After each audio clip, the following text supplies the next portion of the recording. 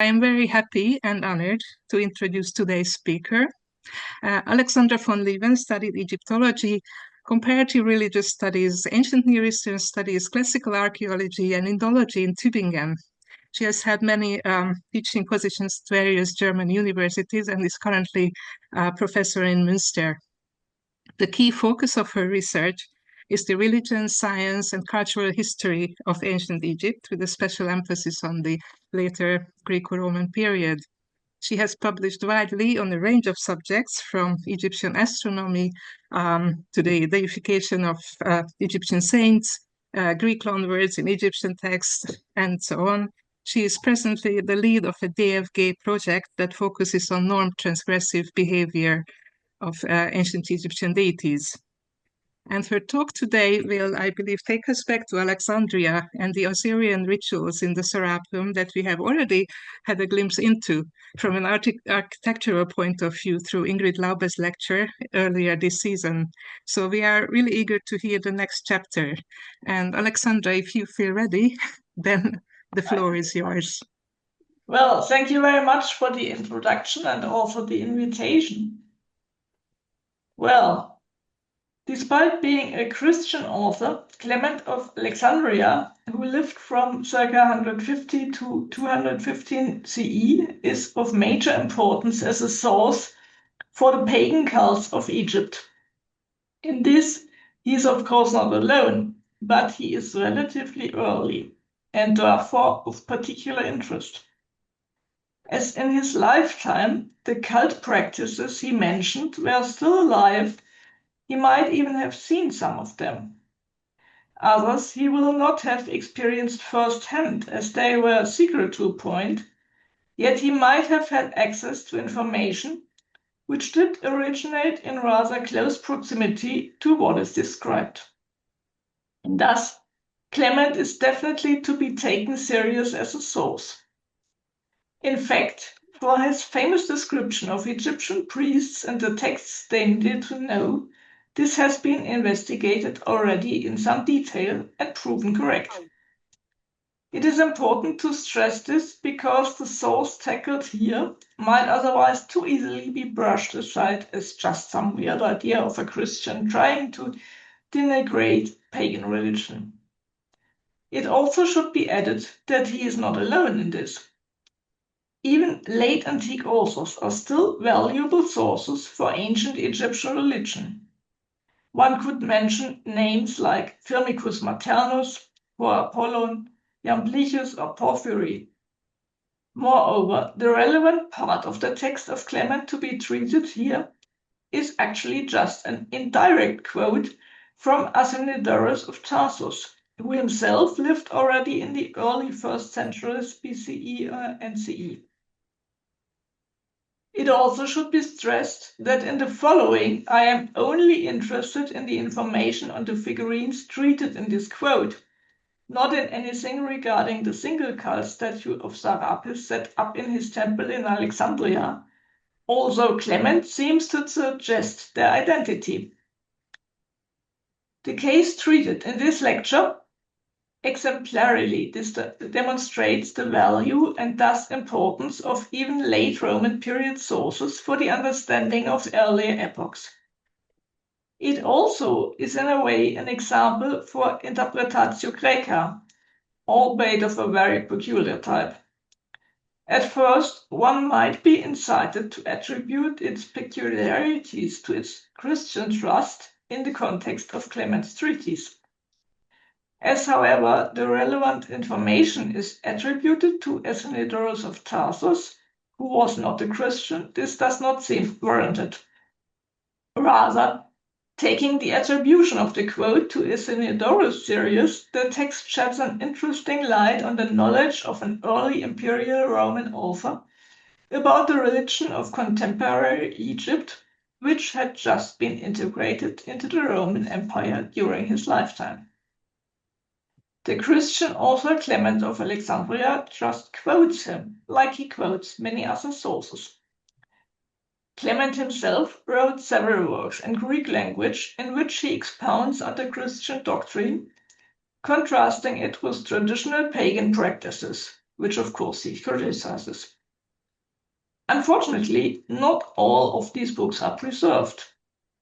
Those which are, however, are of great interest as they show the broad erudition of their author. Moreover, they mention many details about pagan cults, some of which would not be known otherwise. This is also true here. The quoted text is not attested independently. As Clement lived for most of his life in Alexandria, Egyptian religion as practiced during the Roman period is especially well represented in his work. The text to be discussed here also fits into this line of argument. In his Protrepticus, the full original title is Protrepticus Aestus Helenas, Exhortation to the Greeks, Clement rails against idolatry. First, he describes the mystery cults and the Greek gods in general. Finally, in the 4th chapter, he relates many stories about different divine statues and their worship, trying to prove thereby its complete idiocy. Thus, in 448, 1-6, Clement speaks about the god Sarapis. Of course, the whole text by Clement has been extensively commented on, but not in view of the aspect of interest here. First, in 448, 1-3, he gives diverse information on the famous Alexandrian cult statue of Sarapis. As such, this is of great interest to classical archaeology. But thereafter, in 448, 4-6, he adds another tradition, which he attributes to Athenodorus, the son of Sandon, i.e. Athenodorus of Tarsos. This tradition is rather strange from the viewpoint of classical archaeology being interested in the actual statue of Sarapis. As a matter of fact, even Clement himself declares it to be strange, but relates it nevertheless, as it suits his polemical agenda. From the viewpoint of Egyptology, however, it is precisely this part that is highly exciting. It reads in the translation by Butterworth, but, well, okay, something doesn't work. We are seeing your first. Yes. Yeah, now it's good. Okay. Yeah. I had the cursor on the wrong page.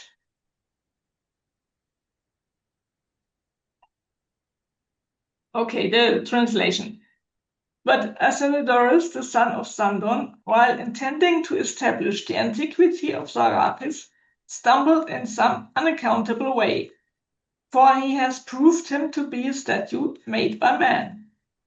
He says that Sesostris, the Egyptian king, having subdued most of the nations of Greece, brought back on his return to Egypt a number of skillful craftsmen. He gave personal orders, therefore, that a statue of Osiris, his own ancestor, should be elaborately wrought at great expense. And the statue was made by the artist Bryaxis, not the famous Athenian, but another of the same name, who has used a mixture of various materials in its construction. He had filings of gold, silver, bronze, iron, lead, and even tin, and not a single Egyptian stone was lacking, there being pieces of sapphire, hematite, emerald, and topaz also. Having reduced them all to powder and mixed them, he stained the mixture dark blue, on account of which the color of the statue is nearly black. And mingling the whole with the pigment left over from the funeral rites of Osiris and Apis, he molded Sarapis, whose very name implies this connection with the funeral rites and the construction out of material for burial, Osia Apis being a compound formed from Osiris and Apis. Of course, for the question of the famous main temple statue of Sarapis, this does not have any value. Note, by the way, that this is the only source about Sarapis mentioning the name Bryaxis at all, and it explicitly denies the identity with the famous Bryaxis. Therefore, the often repeated conviction that the latter would have made the Alexandrian Serapeum Sarapis cult statue is factually completely unfounded. In fact, he is not even claimed to have done so. Clement himself apparently does not even believe the text to speak about a Sarapis statue when he contrasts the Athenodorus quote with what he said earlier and claims him to have stumbled in some unaccountable way. He seems to only present this text gleefully to prove the character of divine statues in general as man-made objects. One may even assume that he especially relished the details of its production from different filings of metal and stones, in other words, from scrap. No wonder then that the treatment in Der Neue Oberbeck does not give much on this story either. To the contrary, Wilhelm Hornbostel had tried with much effort to make also the Athenodorus text speak about the actual cult statue of Sarapis. He treated the text in great detail. However, where it does not fit too well, he simply accused Athenodorus of misunderstandings. The end of the text he labels as, quote, equally confused as superfluous and the apex of disarray. In sum, he states, the text of Athenodorus proves to be, on the one hand, a mixture of misunderstandings and acquired half-truths, but on the other hand, also of correct insights and interpretations. As will be demonstrated in the following, just the Athenodorus part of the text does deserve more commentary than afforded it in Der Neue Oberbeck. Nevertheless, it is actually precisely the parts Hornbostel disqualified which are of highest relevance, while Hornbostel's own interpretations are the true misunderstandings. That just the part of different metal and stone filings reminds of the ancient Egyptian recipe for the production of Assyrian figurines in the Hoyak text from Dendera was already seen by Françoise Telamon. However, she speaks of Osiris Vegeton and calls him Osiris Gentimentiu. While she thus already pointed into the right direction, this is not entirely correct. In fact, the Hoyak text actually speaks of two different forms. On the one hand, one called Osiris Gentimentiu, and on the other hand, one called Sokar-Osiris. While Osiris Gentimentiu is made containing grain and sand, but no jewels, Sokar-Osiris does indeed contain jewels among many other ingredients. Usually, if the Osiris mysteries are taken into account, it is indeed always the former. However, they do not fit the description by Athenodorus. The latter fit perfectly, though, as apparently up to now only Joachim Quack has seen. Still, Quack seems to imply that the stone filings were supposedly used to achieve a dark complexion of the statue. In fact, this is already the interpretation by Hornbostel. Yet this would be difficult to understand, and it is also not what the text actually says. Instead, what the text says is that first, the statue was made from filings of different metals and precious stones. Second, it moreover contained dark blue color, chroma, and finally, it contained pigment, pharmakon, left over from the funeral rites of Osiris and Apis. Thus, there are three different aspects to consider. As for the first, the so-called Hoyak text from the Osirian chapels on the roof of the temple of Dendera, named after the month of the Egyptian calendar in which the Osirian mysteries were celebrated, is indeed the most relevant source for the Athenodorus quote by Clement. In fact, the Osirian mysteries in whose wake certain figurines were produced were of central importance within traditional Egyptian religion. Therefore, also different texts exist. The reason for this is that each nome, and at least its capital city, had their own tradition of such rituals, which differed in the details. What was, however, similar everywhere was the significance of these practices.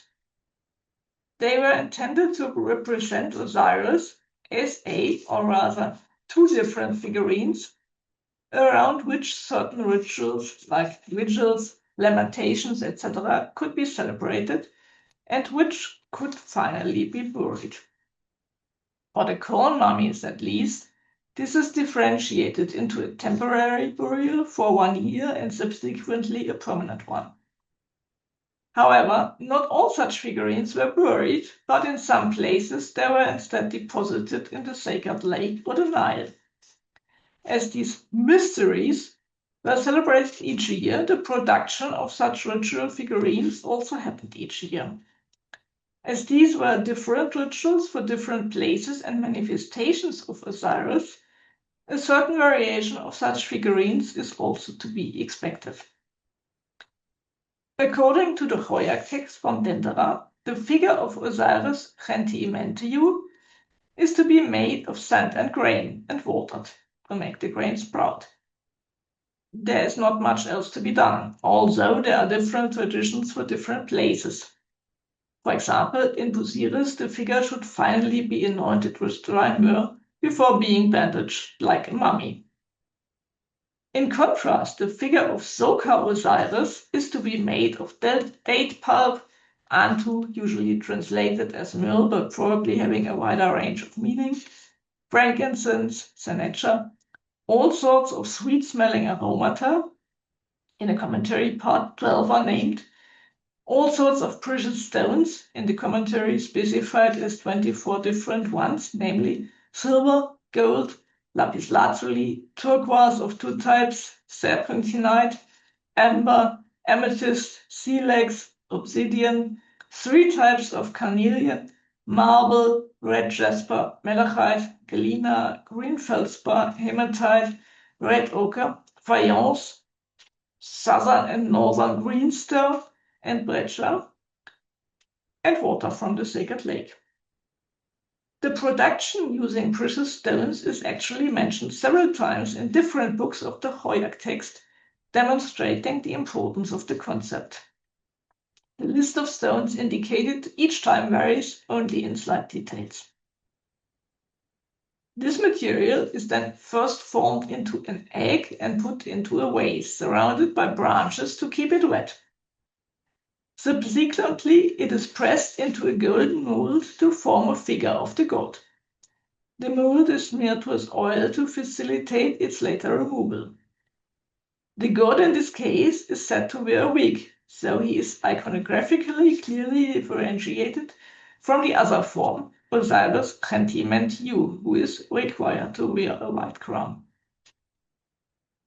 The egg is produced on the 14th of Hoyak, put into the mold on the 16th, and the whole figure is again removed from its mold on the 19th of Hoyak. It is then sun-dried for a whole day. After that, it is wrapped in linen of this day, pen. In the commentarial part, it is explained what this means. A piece of cloth produced that very day in a particular span of time. The mythical background to that this might be the concept that Isis was forced by Seth to weave for him after his murder of Osiris. In fact, in the Osiris liturgy entitled Letting the Crowd Forward at the end of the month Techi, she complains to him of this fact in the 7th stanza. This interpretation of the cloth must remain conjectural, though. Finally, the figure is made keres on the 24th of Hoyak and buried semata on the last day of Hoyak, that is the 30th day of that month, in a crypt or cave, chepechet, under ishet trees in the hill of the Nebertlands. The fact that keres and semata are separated by 6 days clearly shows that the former cannot be to bury as usually translated. As the word is determined by a box coffin, and keresu is a term for a particular type of box coffin, clearly different from the anthropoid wood coffin, it is rather to be understood that a figurine is put into a box coffin, thus coffined, on the 24th, and that coffin is then buried, semata, joined with the earth 6 days later. Therefore, the description mentioning the different metal and jewel filings makes it clear that Athenodorus is talking about the Sokar-Osiris figurine. In contrast to the corn mummies related to Osiris Gentimentiu, which by now are well attested, archaeologically preserved Sokar-Osiris figurines are much rarer. One may wonder why that is so. From the description in the Hoyak text, it seems clear that the two figures were used on just slightly different dates. For example, in Osiris, Gentimentiu is treated ritually between the 12th and the 30th Hoyak. Sokar, however, is relevant from the 14th to the 30th Hoyak. Both were apparently to be finally deposited in the same place there. The hill of the Neber plants under the Ishet tree for Gentimentiu versus the crypt under the Ishet trees in the hill of the Neber plants for Sokar. At least I think that is the same. As for the size, the Hoyak text prescribes 1 cubit, 3 palms, that's around 75 centimeter, for Sokar-Osiris, in contrast to 1 cubit, about 52.5 centimeter, for Gentimentiu in the depiction of their molds. Elsewhere, however, Sokar is also said to be produced in a mold of only 1 cubit size.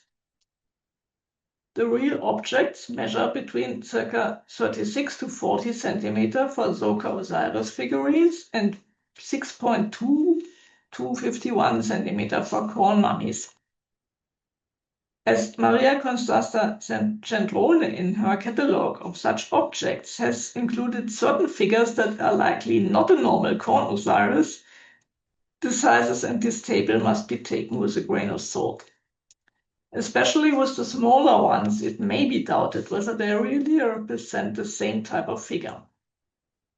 Regardless of the size, the archaeologically attested Sokar-Osiris figurines do indeed look very much like real statues and had even inlaid eyes, while the corn mummies of Gentimentiu are only roughly mummy-shaped, and their faces were produced through masks made of gilded wax or rarely gilded silver slid over their heads.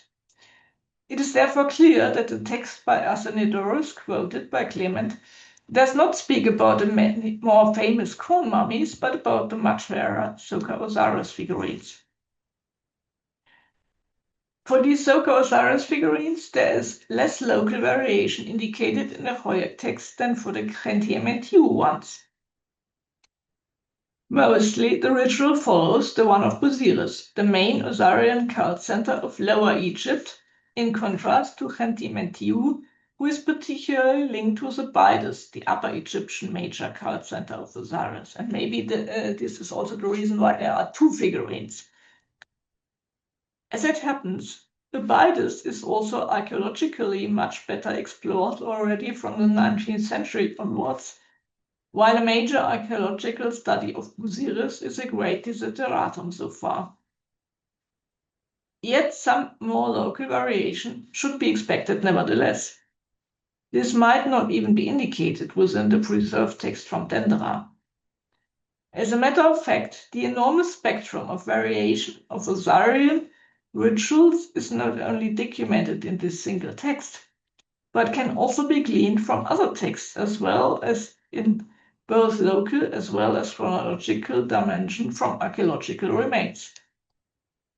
Already, the Hoyak text from Dendera is not consistent in its chronological background. Although it seems to be just one text written down in monumental hieroglyphs in the first Eastern Osiris chapel of the Temple of Dendera in the 1st century BCE, Quack has proven its 7 books to linguistically date to different periods. According to his analysis, books 2, 3, 4, and 5a to c are to be dated already to the Middle Kingdom.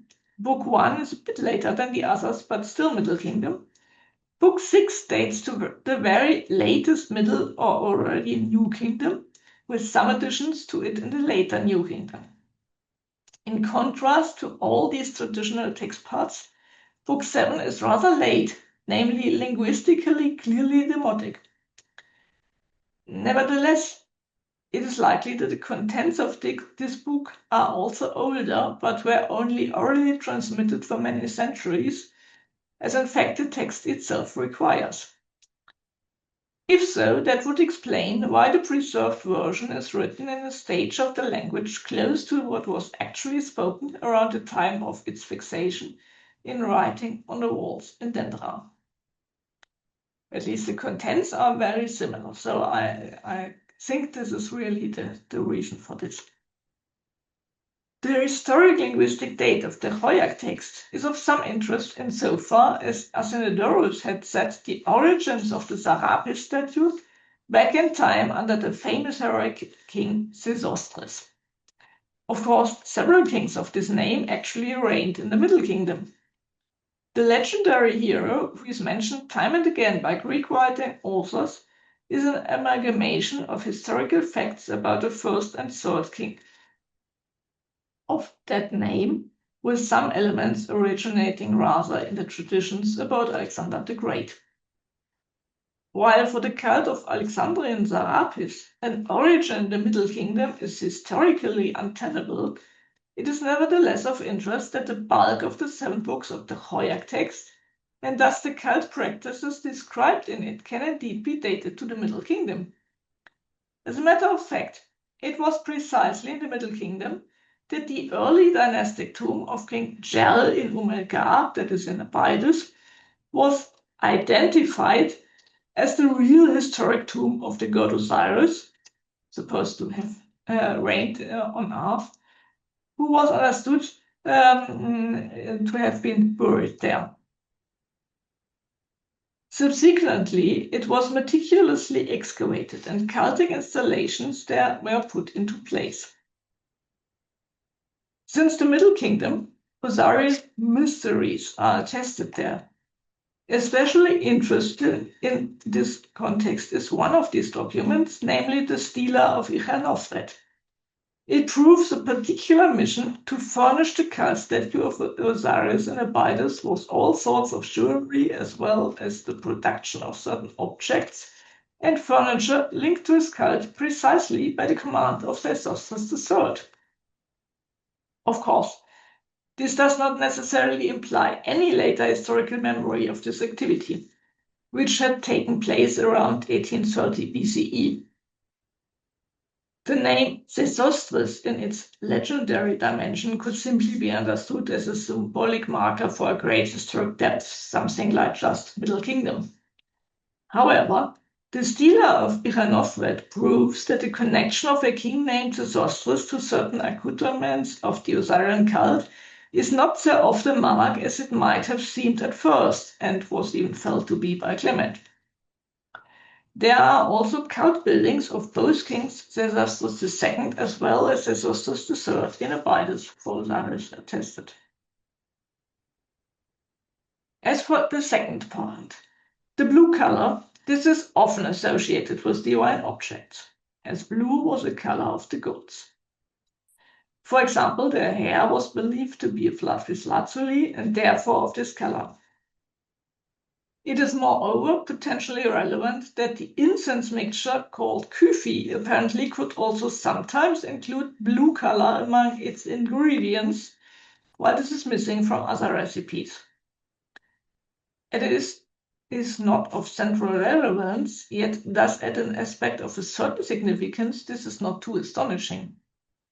In a similar way, one can also interpret the claim by Athenodorus that a figurine would have contained blue color, while this is not attested in, for example, the Dendera text for the Sokar-Osiris figurine. Finally, the third point, there is the addition of certain supposed leftovers from the funerals of Apis and Osiris. In contrast to the chroma color, this is called pharmakon. Although this word can indeed mean a pigment, it also may mean drug, potion, and the like. It is thus very likely that the 2 different lexemes actually also mean 2 different types of substance. In the first case, the blue color, it is just a single substance which colors the whole paste from which the figure is then formed, while in the second case, the leftovers, it is actually a mixture of substances, which incidentally also supplies a color. What immediately comes to mind in the whole context is the product called in Egyptian ad nature, God's mineral. It indeed implies a color, namely shiny black, but it is much more, as the name already suggests. A recipe for it is attested twice in the Temple of Edfu, giving not only its ingredients but also instructions on its production. This was in itself a sacred and very secret act. It took 21 days in which its different ingredients were cooked. Also here, jewel filings were added.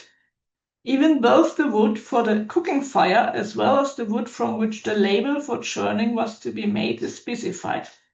I must confess, I always think of potions classes of Harry Potter when I read that. Interestingly, the text which envisages its use as a coating of the divine limbs of Min Amun, as well as of statues made of wood or stone, mentions that the finished product should be applied with a spatula. Unfortunately, it is unclear why just this particular god is explicitly mentioned here.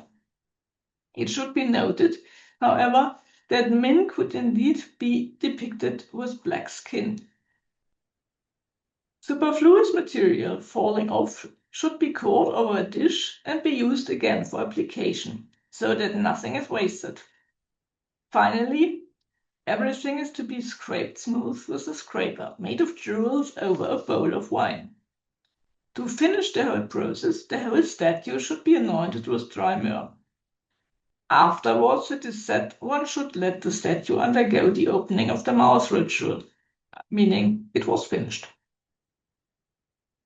This black coating was not just used for divine statuary, but apparently also for mummies. Unfortunately, the Apis embalming ritual does not contain any mentioning of it, but that should not be no wonder in view of the fact that only part of it is preserved, namely speaking about some of the inner parts of the dead animal. The whole finishing part, with any application of decoration to the outside, is missing, though. Unfortunately, also no Apis mummies are extant anymore in an adequate state of preservation. The connection to such mummies of sacred animals was also envisaged by Dieter Kessler. However, while Kessler is definitely right that there was a more Egyptian background of aspects of the Sarapis temple of Alexandria, it needs to be stated that his own study is strongly anchored in his personal, very peculiar ideas about the Egyptian animal cults. Neither are they on their own very convincing, nor had the Sarapis of Alexandria anything to do with animal cults. The niches in the subterranean Südbau, which he connects with animal burials, were most likely used for burials of Osirian figurines, as we will see shortly, not for animal mummies. But first, let us return to the god's mineral. Its application can also be proven for human mummies. With those, it was not only applied on the mummies themselves, but sometimes even poured in more or less large quantity over coffins. Several examples on objects kept in the British museums have been scientifically analyzed. The findings are significant, although they do not speak about any jewel powder. As the method used was gas chromatography, mass spectrometry, this is again no wonder. With this method, it is possible to study very well volatile ingredients by their evaporation, but of course not any filings of non-volatile materials. As this study only took its particular objects from the 22nd dynasty around circa 900 to 750 BCE and mentioned a few earlier cases already from the New Kingdom, it unfortunately did not take the Edfu recipe into account. However, on special request, Kjeld Falke wrote to me in an email on the 8th of August 2023 that they, quote, did find gold beads embedded in black goo. They were about 2 to 3 millimeter in diameter. They were on Mummy EA, so from British Museum and Egyptian Antiquities, 6660, who is covered in this black goo. If you look at the online photos closely, you can see a couple of them. We counted 8 gold beads still embedded and 12 small holes where it appears the beads used to be. Unfortunately, those photos are not online anymore. But I would like to thank her very much for this interesting information. It shows that the idea of gold as an ingredient was already extant in the 22nd dynasty, yet the fact that the study could only pinpoint one example of its actual use is remarkable. As especially gold would be optically visible also in minute quantities, one may wonder why it seems so rare. The likely reason is that while it was the ideal to use actual gold, in reality this would have been much too costly. Thus, it either was substituted by, for example, ore pigment, which might be interesting to look for traces of that chemically, or its ersatz was simply affected by a speech act, and that would be very much like the Egyptians. Still, it was used in the case of this one mummy, namely of Denid Amun, who was a priest. Yet the fact that it was not just gold dust or filings, but rather beads of a certain size, and apparently a precisely counted number of 20 of them, is telling. It gives the impression that the use of actual gold in this case was highlighted intentionally. So this guy wanted to say, I can afford this. Explicitly mentioned is art nature in the embalming ritual for humans, chapter X+8, stanza 12.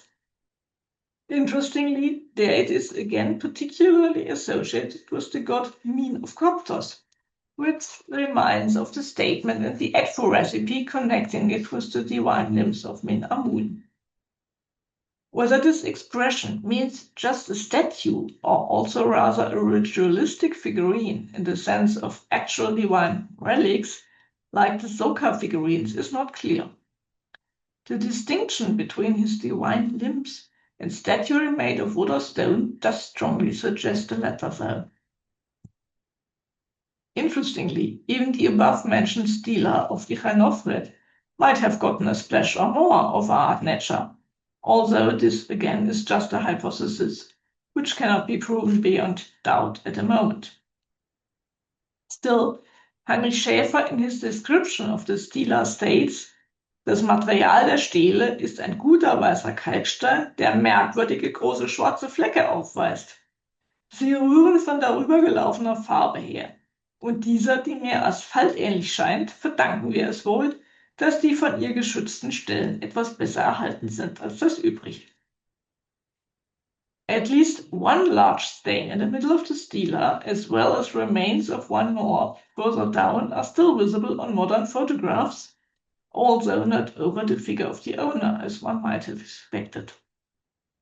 A single splash of art nature is, for example, also to be seen precisely on the face and neck of the coffin, British Museum 29578 of a certain Padihor Pachelet. As it is not so clearly placed on the stela, it is not sure in its interpretation, but it could still be remains of a ritual act. A comparable splash, even with running traces of the material below, can in fact be seen on the wall in the Osiris tomb of Oxyrhynchos. The explanation given there for the large black stain, namely fat and smoke, possibly due to the break of a lamp, is not convincing.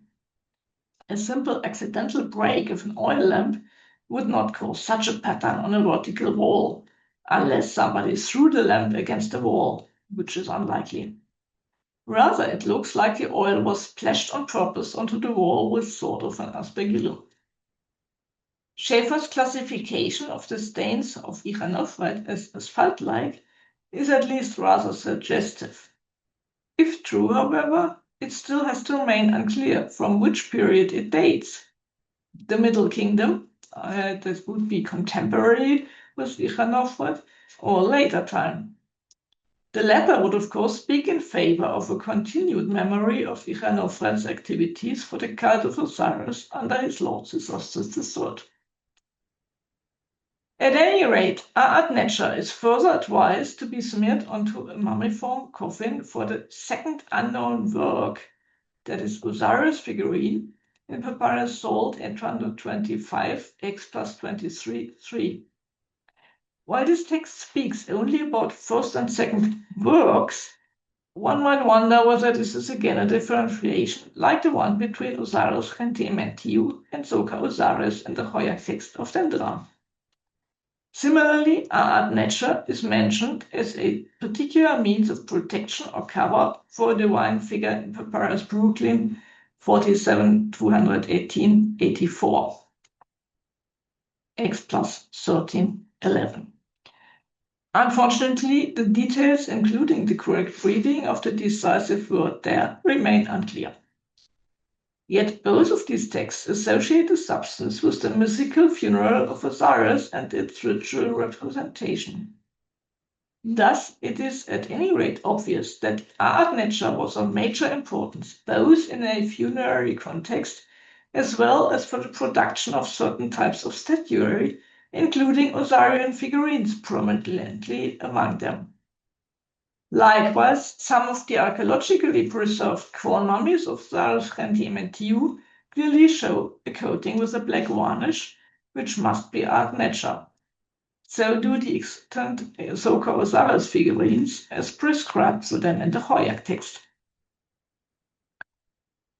Of particular interest in the present context is the injunction in the A'at Necher recipe in Edfu to catch the remainder of superfluous material, so not to let go this sacred material to waste. This immediately calls to mind the pigment left over from the funeral rites of Osiris and Apis, supposedly used for the Sarapis figure. So apparently the pharmacon is nothing else than A'at Necher.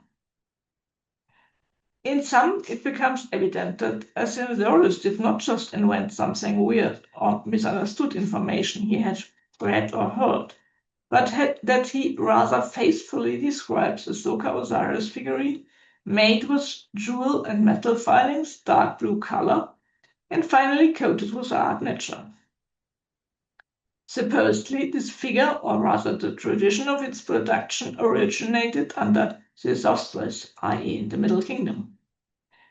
Such a cult figurine, or rather a tradition of their regular production in ritual context, is absolutely possible and plausible, and so is the approximate dating of its origin. Of course, with the famous Ptolemaic statue of Sarapis, this has nothing to do. Still, one may ask how Athenodorus came to the idea that these rites were relevant to the statue. How could an early Imperial Roman author know about the rather secret rites about the Sokar-Osiris figurines and associate them with Alexandrian Serapeum? Well, yes, it is of relevance to look at the Sarapis temple of Alexandria, or rather the little that remains of it. A complete new study of its remains by Ingrid Laube, whom I would like to thank very much for discussing the architectural features with me, is currently in printing preparation, and we have heard about that already in another lecture, thankfully. Of particular interest are the remains of what Michael Sabotka calls the Westbau and the Südbau. Unfortunately, a clear understanding of their original function is severely hampered by their state of preservation. At least for the Westbau, its long corridors with niches to its sides in relatively regular intervals strongly reminds of the Osirian tombs like in Karnak, or especially Oxyrhynchos. Such tombs were used for the final burial of the crown mummies of Osiris Gentimentiu. They should be buried according to the textual tradition inside a sacred hill, A'at Necherit. That the niches would have been tombs for sacred animals, as claimed by Kessler and others before him, is not plausible. For Apis bulls, the niches are much too small. yet other animals should not be expected. He claims that there were found a few bones of dogs, etc., in early excavations, but of course it remains entirely unclear how they dated. The bones need not have come from the original use of the building. Unfortunately, where the Sokar-Osiris figurines might have been deposited is not clear to date. While this is true in general, it is of course even more so with the temple in Alexandria. The only thing that is likely for the latter is that such figurines must have existed there as well. There are two reasons for this. The first is that at least two different figurines seem to have been used everywhere in the Osirian ceremonies according to different texts. And the second is, of course, that the mere fact that Athenodorus knows so much about them and explicitly connects them with Sarapis speaks very much in favor of their existence in Alexandria as well. Even the fact that Athenodorus apparently mixes up these figurines with the one great cow statue is less strange than it might seem at first. In Egypt, every statue needed to be ritually activated by the ritual of opening the mouth. This is true both for human as well as divine statues, and by extension, even for other cult utensils, temples, and mummies, even cult goats. Yet while the ritual is mostly attested for funerary context because of reasons of preservation, Hans Werner Fischer-Ilfert has proven that it was in its origins a ritual for the production of statuary. That even a statue, Greek in its form, might have been thought to have undergone such a ritual, whether it had actually done so or not, notwithstanding, is only logical within the Egyptian context. That also traditional Egyptian gods could be represented in the form of a Greek divinity shows that there were no strict cultural boundaries. I must say, I love this picture. Look at the plush crocodile he has in his hands. But he doesn't otherwise look terribly Egyptian, does he? If one looks at the Osirian rituals attested by now, one sees that particularly the form Sokar-Osiris is connected to the ritual of opening the mouth. That this is due to the regular production of Sokar-Osiris figurines in ritual is clear. Yet again, there is a strange imbalance to be noticed here in the other direction. Why does Osiris Rentimentu, represented by the corn mummies, not figure as prominently in these rituals? This speaks in favor of a complementary nature of the two. While this was to be assumed from the start, in view of the fact that both together figure in the Hoyak text, the exact nature of use and meaning of the two of them has to remain open for the moment. At least from the texts, it is clear that on the theological plane there was supposed to be the same divinity. In this respect, it might be interesting to note that several preserved Sokar-Osiris figurines, which likely come from the same Feindsburg, all have their genital parts inserted extra. In view of the tradition that just these parts were missing from the dismembered body of Osiris and had to be substituted, this seems significant. A potentially relevant text in relation to this are the great ceremonies of Geb, as attested in Papyrus Schmidt 8.3-4 and Papyrus BM 10.252 33.5. There, Sokar is addressed, quote, the mourning woman or companion, the two papyri are different here, in Busiris will jubilate when is brought what belongs to your flesh. Your heart is rejoicing when you see her beauty. Of course, the genital parts and their arousal were of vital importance, as only by way of this Horus the heir and avenger could be sired. For some other potential Sokar-Osiris figures, though, they do not even seem to be diphalic. For the corn mummies, it is clear that there are some which are and others which are not, thus indicating local traditions. The wall reliefs in the Osirian chapels and the temple of Dendera demonstrate the great local variation even more. It is therefore clear that a simple explanation fitting all of the evidence is not realistic. Nevertheless, the use of two distinct figurines seems to be more or less standard. The closeness of Dendera to the actual archaeological finds is also nicely visible in the case of the Sokar-Osiris figurine today in Vienna, which still contains certain amulets. An almost identical set of amulets is actually depicted in one of these reliefs in Dendera, marked on the slide. While the differences in use and meaning of the two figurines are not yet clear, there are two key aspects in their iconographic and material character that definitely characterize each. This is the crown versus wig on the one hand, as well as the use of grain versus filings of metals and minerals on the other, which separate the figurines of Osiris Genti and Mentiu from those called Sokar-Osiris. As the metals and minerals are just what is symmetized by the Athenodorus passage indirectly quoted by Clement of Alexandria, this is also highly relevant in the present context. Moreover, just the Sokar-Osiris figure containing the jewels and metal filings is indeed more statue-like, although, of course, it does not have any real connection with the famous statue of Sarapis. Nevertheless, the description by the Roman also is perfectly true in the Egyptian religious context.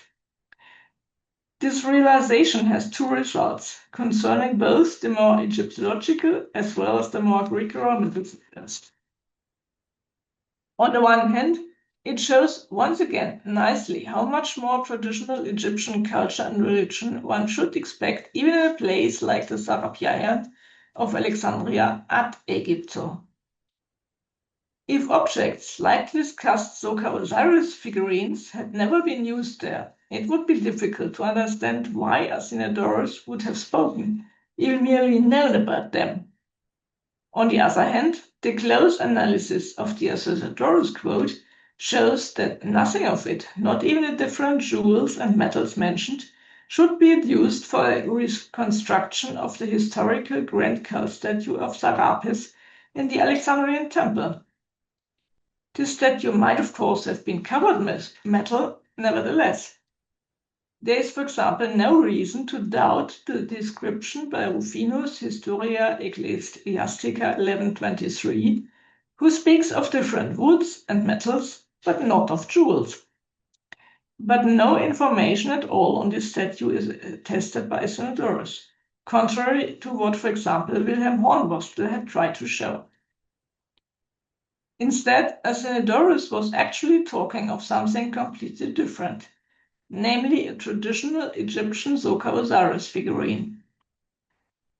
As his text is only indirectly quoted by Clement, it is even possible that the mixing up of these two unrelated complexes was not Athenodorus doing in the first place, but rather Clement. He might have on purpose brought these different aspects together, as the Athenodorus text suited his purpose of proving pagan gods to be human-made so perfectly. Just reporting contents of Athenodorus' text instead of literally quoting it might have wailed how ill-fitting it actually was for the great cult statue of Sarapis. Thank you very much for your attention.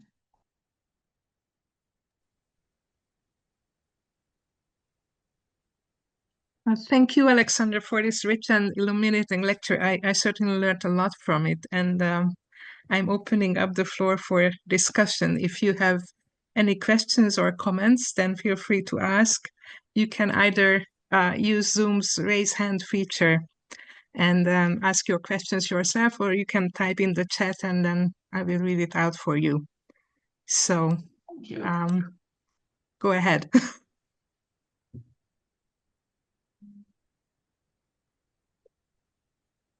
Well, okay, then while you are gathering your thoughts, and okay, there is Ingrid. Then I'll give the floor over to you, Ingrid. Okay, I think I know. I'm not sure. You can see me. Hi. Yes, yes. Hello. Hello. Yeah, thank you very much. That was a great lecture, and yeah, we already talked about this extensively, so I knew what you were talking about. I just have a minor question when it comes to Clemens and Athenodorus, what you said at the end. I also thought about why Clemens or Athenodorus is so enigmatic when it comes to this description. Yeah, and as you propose, it might have been that Clemens wanted to show that the statue was handmade. However, that would also apply for the Greek-Roman statue. He wouldn't have, he didn't need the comparison with the Egyptian, with the Sokar-Osiris figurines. So I'm wondering, yeah, what might have been the reason why he's not more clear, that he doesn't say we have the Greek and Roman statue and we have at the same time the figurines, or maybe that they were the ancestors of the Greek and Roman one, whatever. Why is he? I'm not sure if the mixing up is only because he wanted to show that the pagan gods were handmade. Well, I mean, of course, I wonder whether we have to differentiate between what Clement says that Athenodorus said and what Athenodorus, who unfortunately we only have quoted by Clement, actually said. So that's, I think, could be different. And why these things are so a little bit fuzzy, I wonder whether that is maybe if we take the original position by Athenodorus, that might be because he didn't know better, because actually these things were, in the Egyptian context, they were very, very, very secret. So I would not expect somebody to freely talk about these things. If you look what the Hoyak text says about these things, the reason, for example, why the seventh book is in demotic, I think is, as I said, because the text says it should be whispered from the father to the son and to the ear. It's a secret. And there are other Osirian texts which speak about certain things, especially in Papyrus Sold 825. They is stated again and again, keep this secret, keep this secret. And if somebody talks about this, then he will be killed. And I think they actually did this. If priests were talkative, they would be burnt. And well, that's for an Egyptian divorce thing that can happen. And so I could imagine that they were not too open about this. Actually, it's rather that I'm astonished that Athenodorus talks that much about these things with details. But the question is, of course, why that was, but that they do not talk much about these things, especially to foreigners. There are also texts which say you should not divulge these secrets, especially to the foreigners who are in league with us and all that. Although we know, of course, that again, earlier Egyptology sold that, well, one doesn't like foreigners, but now we know that they could very well be priests of Egyptian gods in Greek-Roman period. So again, I mean, this is a very modern idea, and apparently for the Egyptians, it wasn't like that. And for example, I mean, Laurent Goulon has published this wonderful figure of Platon, son of Platon. Yeah. Well, and he talks to an oracle of Amun, and the statue, I mean, it's completely Egyptian, and the text is in hieroglyphs. So if we hadn't this name of the guy, we wouldn't guess that he had anything to do with Greeks. Yeah. So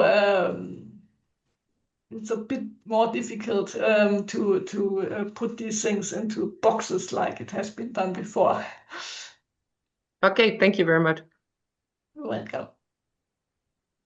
Thank you. Bob, would you like to go ahead with your questions?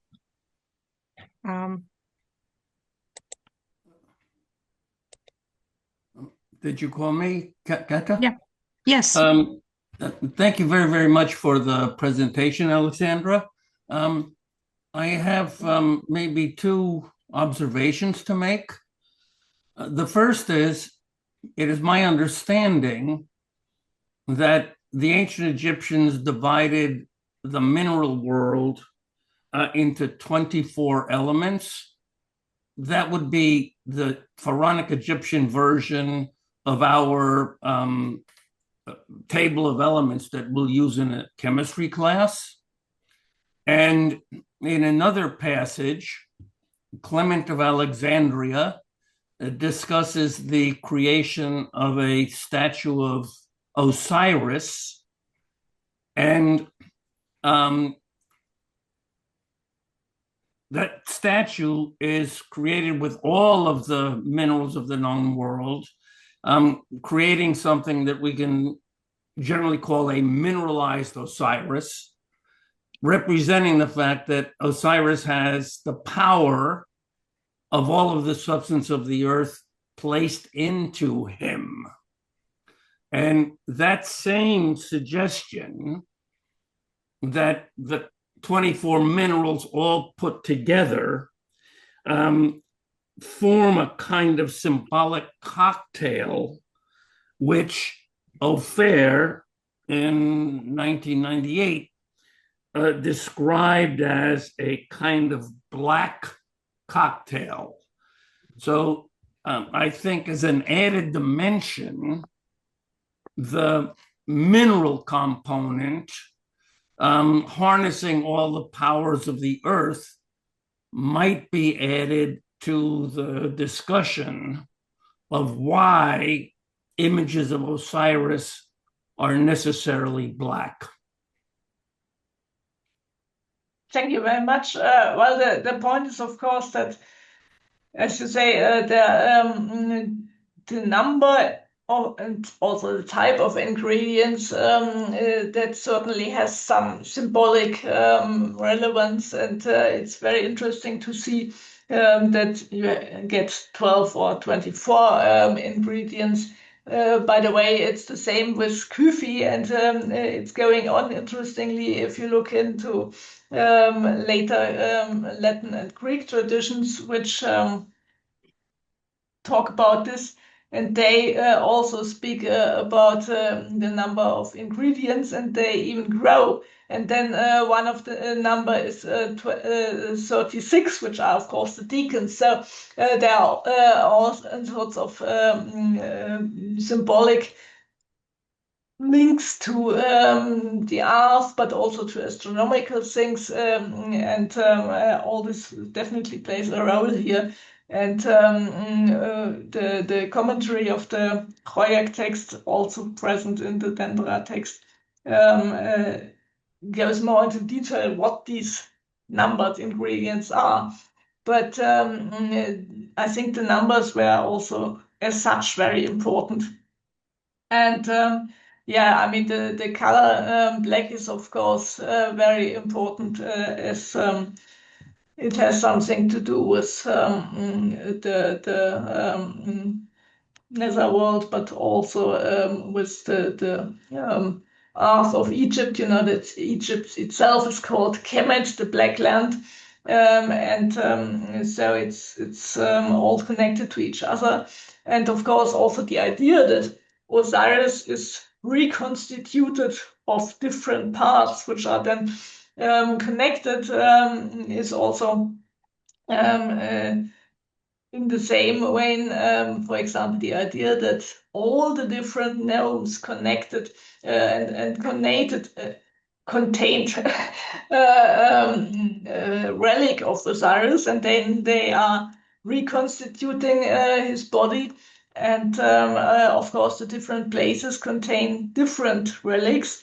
And so you can basically the whole of Egypt, and the fact that it is one is symbolically also present in this idea of Osiris' body, which is reconstituted. So there are lots and lots of different interpretations of these things, and apparently the Egyptians liked very much all these different layers of meaning of these things, especially with Osiris. We can prove it very well because there are lots of texts attested, but it's probably also the same for other deities where we cannot that easily, unfortunately, prove it. But thank you very much.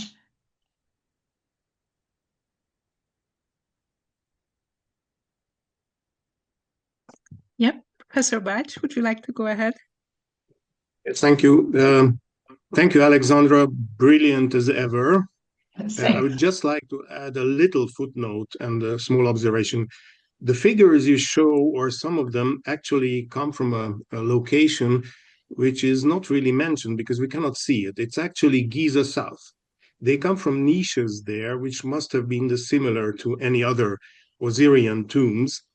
And it is actually the site of what we should know as Rosetta, which must have been one of the main sites of let's say Lower Egyptian or whatever sites, cultic sites, which actually practiced this site on a large scale. Unfortunately, it remains mostly invisible to us, at least, because it's so ill known as a site, and the finds from there are so little known. Although we know that it started, at least some of these the votive objects which also occur here beside these Osiris Sokar statues, the first date from the time of Amenhotep III, so from the New Kingdom. So it's really intriguing, just as a footnote. And Yeah, thank well, you again for the lecture. thank you that you mentioned these things. I didn't talk about this because, well, it would have been distracting from the other things. But of course,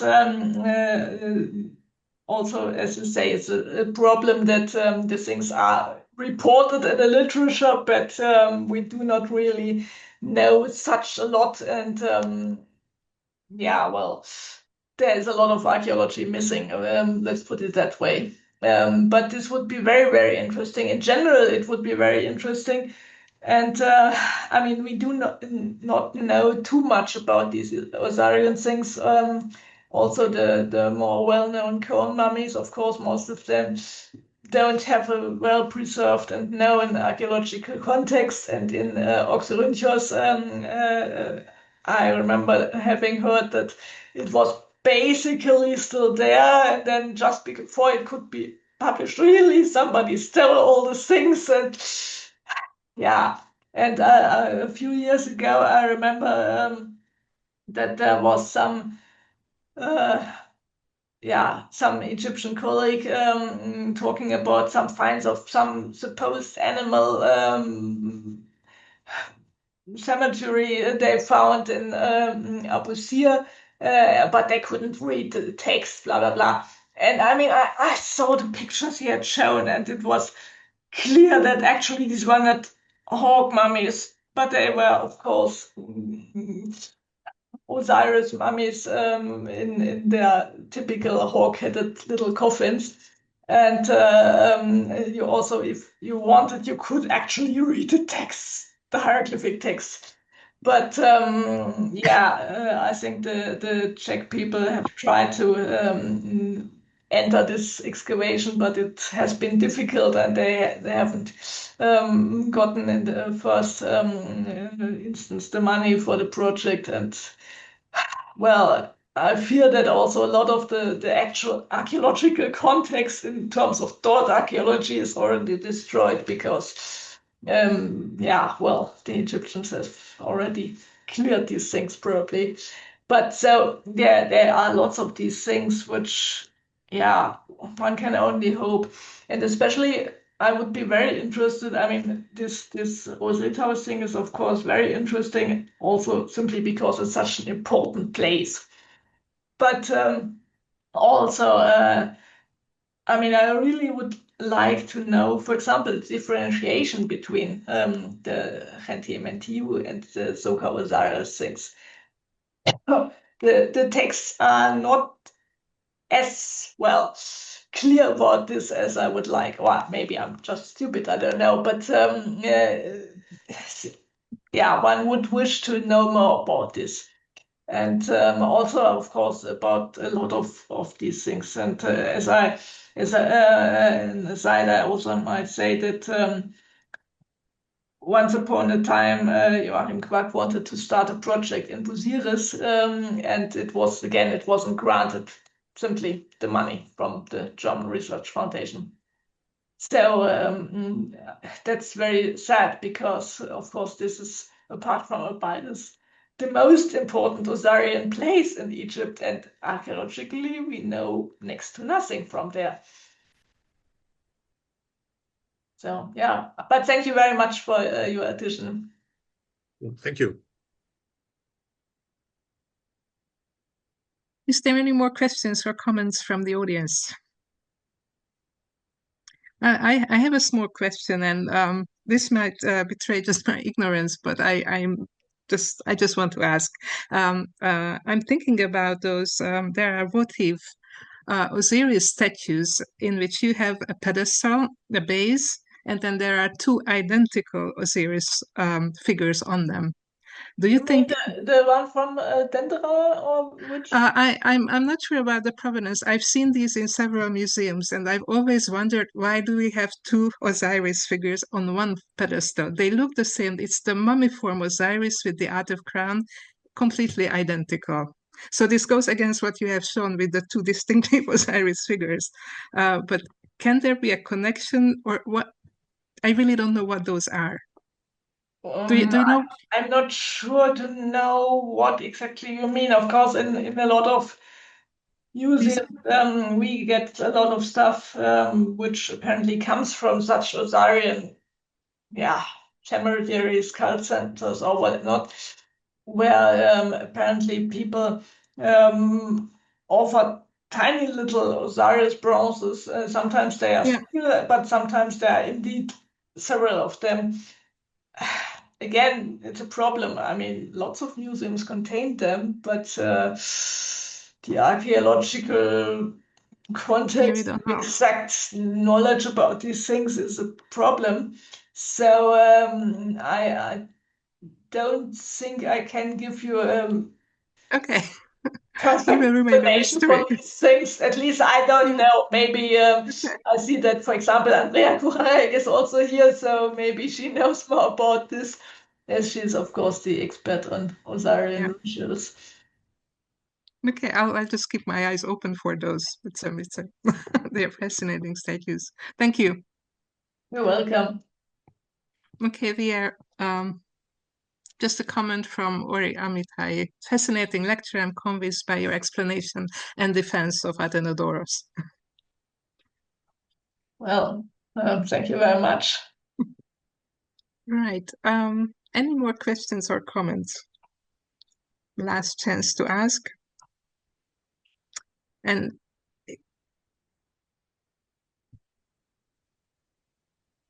yeah, okay, thank you. At a loss, yeah. Thanks for the comment. All right, then I think what's left is just thank again Alexandra von Lieven for this wonderful lecture and for accepting our invitation. Thank you very much for coming. Well, thank you for the invitation. Yep, and we'll meet again next month for our next lecture. Thank you to all.